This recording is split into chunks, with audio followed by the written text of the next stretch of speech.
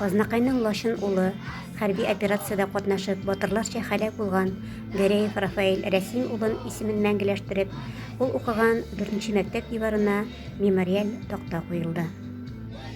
Танада Дәүләт Советы депутаты Таһир Хадиев һәм районыбыз җитәкчеләре катнашты. Көңелдән шушындай ул тәрбиядә үстергәнсез, зур рәхмәт. Безнең инде бүгенге көн аның менә сөйләшкәннәребез рухына дуга булып ирешсен.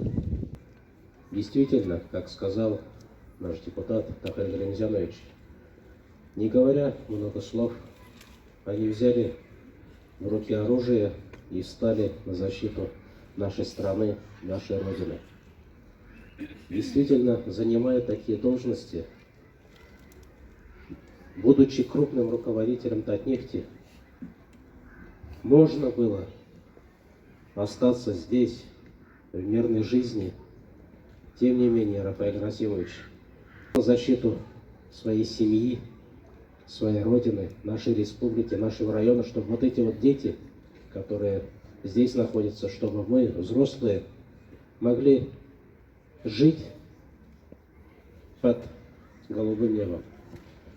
Мы его запомним очень добрым, очень отзывчивым, очень преданным своему делу. Это и профессионал с большой буквы, он был и величайшим инженером-геологом, он был и наставником, он был и другом, он всегда мог положиться на него. Отметить вот, его яркий, необычный ум, где он вот, как новатор, изобретатель всегда вот, в каждом процессе, в каждом вопросе, которого он касался, он старался найти возможность что-то улучшить. И, естественно, для компании это была большая потеря, когда Рафаэль принял решение вот, быть там, а не оставаться здесь. Он очень любил природу. Его любовь к природе, к недрам земли сделала его настоящим геологом. Он всегда был отзывчивым, добрым.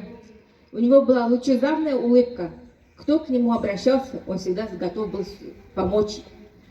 И вот все лучшие качества, трудолюбие, целеустремленность, желание учиться он, конечно, получил в своей семье.